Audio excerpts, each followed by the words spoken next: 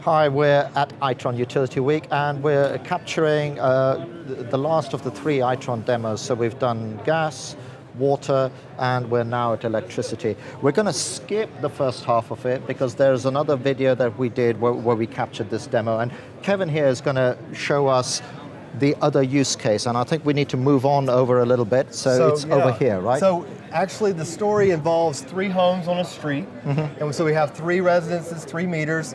We have 3 load boxes that are representing refrigerators, AC units coming on and off inside the home.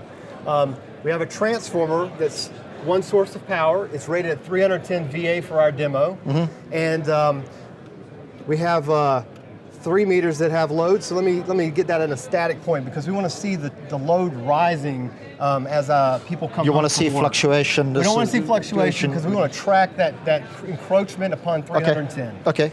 So right now we've got each meter recognizing its individual load. 31 watts here. We've got about 5 watts here. And then they're also communicating with peer-to-peer communications, the community's summation. So they're adding up them all. And we have community load of 61 watts for the whole street. Okay, so let me replay that. You see each individual meter, but within the meter you also see the community load. Right. So you're saying this street of 3 houses in aggregate is at 61%.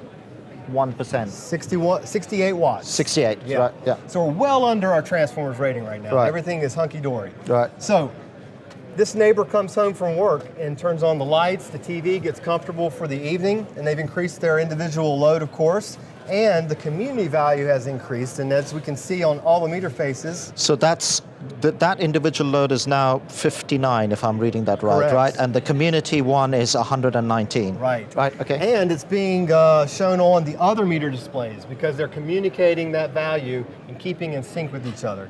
So they all know that we're about at 120 watt now.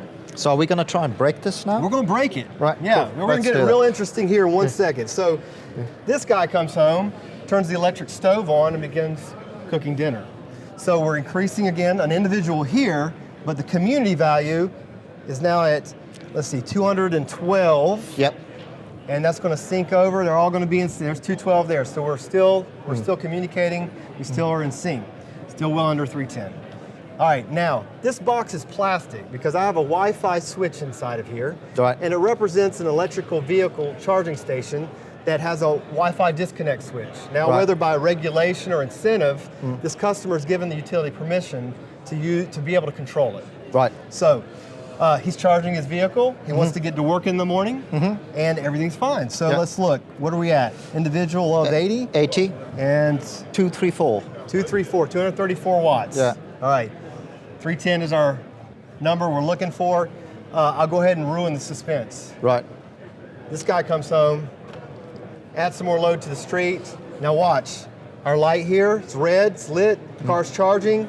And as they assemble a new value, they realize they've exceeded the threshold of the transformer. Something's just tripped, right? It's just tripped. You've turned the car off. The car's not charging anymore. Right.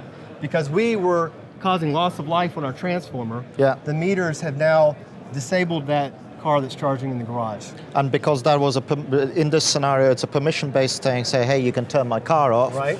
As long as you make sure it's got enough charge in the morning. I don't care when you're turning it on and off. That's right. So this man steps out of the shower, goes back down, start charging again. See, you've done this demo before. All right, so let's do that. So they finish dinner or they get out of the shower, turn the stove off. Now we have enough headroom, perhaps. They're recalculating the situation, and once they've decided that there's headroom for this load to be re-engaged, car's charging again, he can get to work in the morning. He might never have known that happens. We can tweak the code and send alerts to the back office, so they could even text their customer and inform him of the inconvenience. And more importantly, what if this happens 30 times in a week on a street? We'll send statistics to the analytics department in the back office to say maybe we need to prioritize an upgrade on this transformer. Right, and how important is it for this sort of activity to happen at the edge rather than being pulled back to a command and control system and pushed back in again? Right, so think how many streets you have in your territory, how many communities are under different transformers. Really, it's only possible at the edge when we have computing power that's regulating itself and not the latency of going to the back office and then having permission sent back. We're in real time here.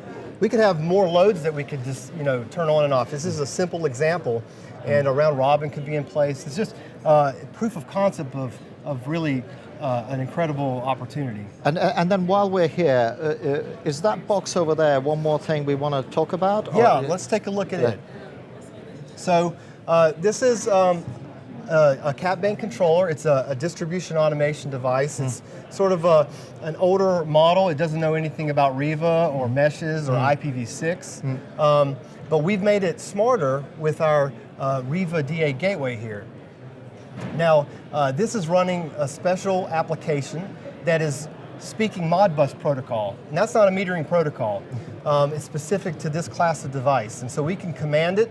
We can, from the back office, issue requests for information through that gateway. We're getting the voltage back every second. We're checking the switch state. And the idea is that we want to be able to make this device smarter and reach it from the back office, but we want to go one step further. Right. Let's look at this meter over here. This is a perfect candidate to be a bellwether meter. He's at the end of the line. He's going to be suffering the worst voltage problems, and so he's a great sensor to check for voltage. Let me go ahead and turn some load off. Let's get our load back down to our volts to 240 just for the demo.